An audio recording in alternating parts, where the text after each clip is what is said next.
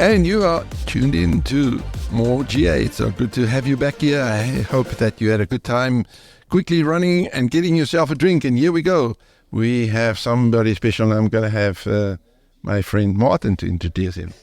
I was like, that was so much energy. I'm like, and well, welcome. Here we are live. And then I'm like, do you know how much energy and how well you're just like a professional in the old radio department.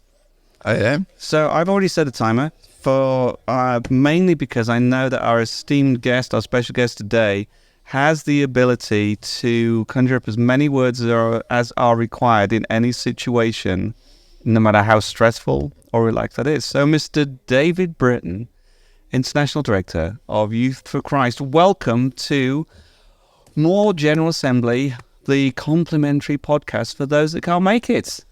Thank you. It is awesome to be here. Excellent, excellent. You must have been plagued already by people greeting you and stories of people traveling. So far, before we get started, lighthearted, what is the most entertaining greeting that you've had so far? Entertaining. Wow. Just go a little bit forward because you're a little bit, yeah, please. Like that? Is that? How's that doing? Yes. Oops. How's that working? Oh, there we go. Is that good? Yes.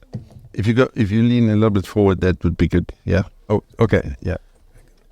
I mean, not that we're having technical issues before we started. We're the only, the most important guest we've had we're already having. Already had the most important. Can you remember the question? That's a very big thing. So in terms of people traveling, there's ones that took 14-hour bus ride to get to the airplane and that they then take 2 or 3 airplanes to get here. That kind of thing is pretty amazing. You just picture, and those bus rides are probably not air-conditioned coaches sitting back and whatever. They're probably standing up overnight or something, who knows, but it's people have gone through huge lengths to get here. So I don't know if you call that entertaining or just crazy, amazing. So, anyway. Yeah. I was going down the angle. I mean, I've also heard similar things, just the passion that people have to want to come together here at General Assembly to reconnect with people that they haven't seen for a long time, people they may have seen on a regular basis on Zoom and things like that, but they get to worship together. They get to sit down and drink coffee together. But I was going down the more entertaining one of an unusual way in which somebody had greeted you that you weren't expecting, because you must get some very unusual greetings. Oftentimes, people are greeting us here with a gift. Oh, okay. And that's really fun to see all the different things that we are given. And we actually brought, knowing that this often happens, we actually brought a suitcase only half full. Because in the past, I haven't.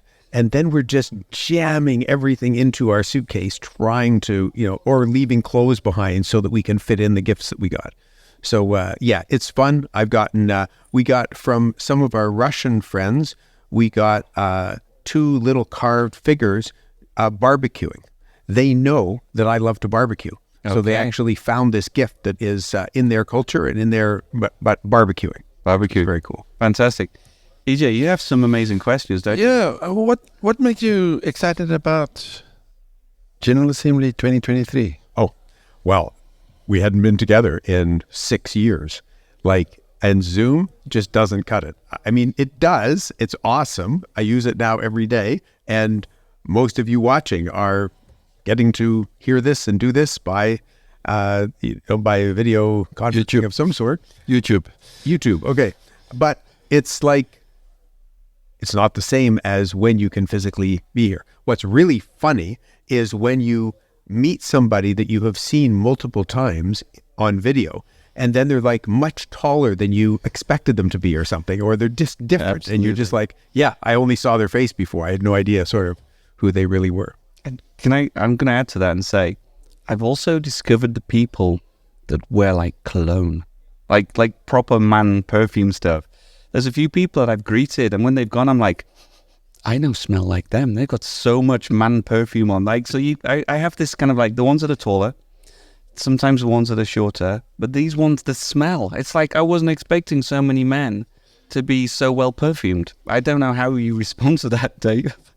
I know that smell has a lot to do with your memory, so that you will remember people more when there is something like that, where you're actually, it's crazy, but you know the way you can have a certain smell that you encounter and it reminds you of a childhood experience, or it reminds you of something. Our memories are somehow tied to smell. It's quite interesting. And of course, in technology, we still haven't figured out how to, we can look after visual and we can look after audio, and we can even have motion. We've got all sorts of stuff for motion now as part of the surreal, or the whatever you call it, a 3D experience and everything, but we haven't done smell yet. So that'll be the last frontier in technology somehow. Well, knowing your love for AI, maybe we should ask AI how to incorporate not just 4D, but 5D smell incorporation. And I know there'll be a comedy sketch somewhere that we can watch. If ChatGPT 4.0 can't handle that, 5.0 will certainly. That's it. So, yeah. Finland will just hit mid-journey. When you were on stage last night and you see the family together, what makes you excited about what the Lord is doing in Youth for Christ? And what do you see? I know you had a message for us last night. The people saw it on More GA. Yeah, what? I think you feel this sense that this is a preview of heaven. You see people from all these different cultures. You see folks that love each other dearly and yet have totally different home environments in which they operate. You see them together and you just want to go down and hug each one of them, and you want to chat with each one of them. And I'd love to have a 2-hour chat with each of them. But you just get this feeling that this is awesome. And with all the strife in our world, to see all these different folks together, loving each other, embracing each other, and just feeling you're just like, this is what it's going to be like when Jesus reigns, when everything is subject to him in every way and he reigns. There's going to be this beautiful unity, and we get a foretaste of that in something like General Assembly. And are you happy where Youth for Christ is going at this moment? You're standing at the head there. We're seeing you, but when you see things on the ground happening, are you happy? Are you thinking that the Lord is really, really using our movement? Yes, the Lord is definitely using our movement. One of the things that thrills me is I picture the Lord raising up a young leader, and he's gifted. He has called her. He has, the Holy Spirit is working in her. And then the Lord says, okay, now where is this person going to blossom and grow and develop? And he chooses Youth for Christ. And when the Lord chooses Youth for Christ for that, it just warms my heart. It's just like, okay, so the Lord actually knows where we are and what we're doing and what's happening here. And the Lord has chosen to direct that young leader to use those gifts and talents and abilities within our movement. And I'm just like, thanks, Lord. That's awesome. I'm good. What's the best story you heard so far of what's happening in the nation, and of something where young people came to know the Lord, and it's just amazing that you want to share? Oh, boy. I mean, go for a really deep one. I mean, that wasn't an easy question, was it? No, but yeah, we want to hear that, because we don't always hear that story. He's hearing every story, I think. I doubt I am hearing every story, but I do get to see real, like, on the ground stories happening where God raises up. One I was at recently was out in Kenya at a camp outside of Nairobi. That's where they're young ladies that end up expecting a child can come and be safe, and they can give birth to their child, and they can be, and that's the story of our family for Katie and I. They're mostly girls, and they're mostly girls that came from very difficult situations that became a part of our family. So when I was there and I'm actually hearing the stories of those individual girls, and some of them shared their testimony with us as to where they were, and then how Youth for Christ came along and was able to provide them a safe place and teach them about the Lord and teach them their value and then they share, and now they're building into their young child that is now growing up. You're just like, awesome, this is Jesus. We've got a lot of challenges in the world right now with many conflicts and so on. And I know that we said it earlier, 35,000 of our staff are not here. How do we encourage them? What would be your message to them right now? We are representing the kingdom. We heard today in the message this morning from Dennis that really we're not about growing the kingdom. We're not about building the kingdom. We're about living out the kingdom, that the kingdom is inside us, and we are about living that out. And we are living in a world that is more and more polarized, that is more and more isolated. Certainly in our part of the world, most of the condos that they build now, they build for one adult and a dog, or one adult and a cat. The dog I can accept, the cat not so much, but I agree. That's me too. That shows the isolation of our world. Yeah. And we have this opportunity to represent, and what we just live out in Youth for Christ is that Jesus's kingdom is so much different. It is about love. It is about acceptance. It is about reconciliation, coupled with truth, coupled with light. It's not burying or sweeping things under the carpet, but it is about reconciliation. It is about caring for one another, hearing one another, listening before we speak. And as I look out in this audience here at General Assembly, I see folks that the world would say, these folks should not be in the same room. These folks should not be getting along. And instead, you see this incredible love for one another. And that is just beautiful. Yeah, that's so good. I know we're grilling you with hard questions, but I know that there are people listening out there that couldn't come because their visas were denied. They're listening right now. How do we encourage them? His ways are not our ways. We learn that over and over again in Youth for Christ. Somehow, God brings blessing.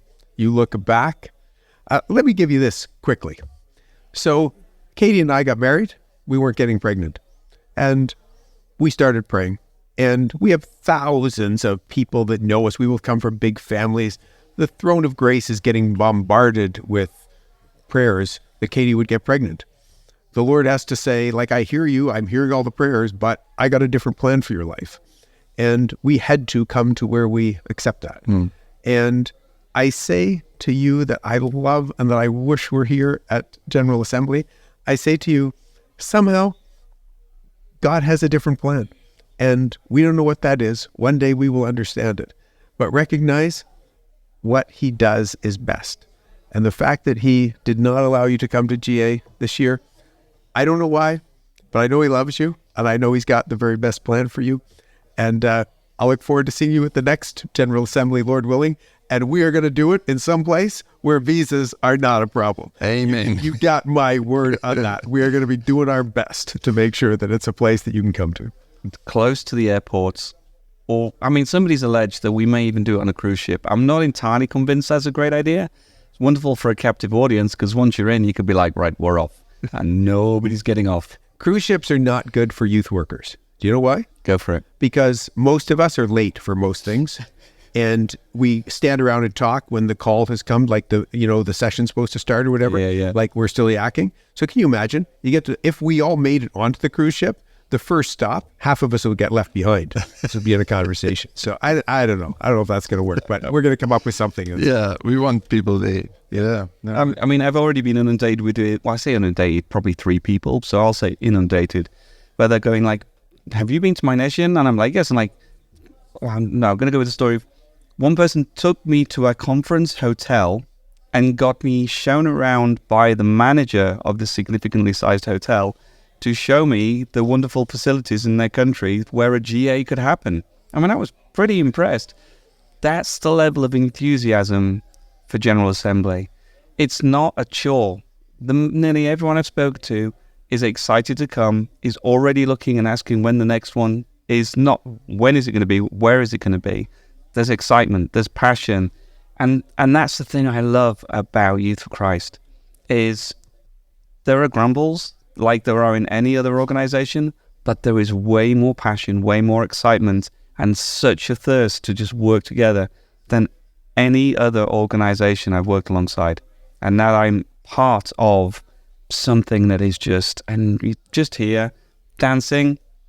I was talking to, I can't remember who I was talking to, about the worship and about the dancing. We got the Dutch guys, we got Shelton leading worship, and I feel like a cardboard cutout standing there doing a bit of awkward dancing as some of these guys are just absolutely going for it, and it's wonderful. It's absolutely amazing. I flew in a day early just to teach them some of those moves, and they're doing great. They got it. They've got it. We got video footage of you 3 years ago on stage with a backwards cap. Nice. As you know, Miami. That's more than 6 years ago, isn't that? Like 9 years ago. Yes. Yeah. No, it's good to have you here. It is. It's good to hear from you. We're still looking forward to what you're going to share with us from the stage, and I think we're going to learn a lot from you. Yeah. I mean, I don't think we're going to learn a lot. I mean, Dave's got so much to offer. I think it's like one of those things that if we actually got the full extent of Dave's wisdom and knowledge, I think it would be like Encyclopedia Britannica, that they would just always be updating the different volumes. Sorry. I was just going to say, no, not at all. In fact, you pretty much exhausted it now, so this better end relatively quickly. No, one last message for everybody out there. One last message for everybody out there that you want to say. Message. What? No, not a whole. No, not a preaching message. I'm just going to tell you one thing, okay? It's very short. There's a song we were singing this morning that is redundant. It said, we were singing over and over again, yes, Lord. Okay? And that's a very foolish statement. If he is Lord, then the obvious answer is yes. Yeah. So that's my final word to us all in Youth for Christ. It's, he is Lord, and we don't need to say yes, he's Lord. So we just go. Thank you so much. Dave Brereton, it's been an absolute honor and a pleasure to have you here on the more GA, the General Assembly, compliment to everybody. And we need to say thank you to you for making it. By giving it just as the free end. What? For making it here? Like, thanks, Dave, you made it. Well done. No, for giving us the free end to do more, GA. Oh, well, I mean, good grief. This is only scratching the surface, you know what I mean? Yeah. When he's out here, we're going to go crazy. Thank you, guys, and thank you both for all that you're doing to make this a fun event. I love that the grown-up brings it to, like, that's it, come on, that's it. Yes, bring it to an end. All right, thank you very much, and we'll see you guys online in a few minutes' time.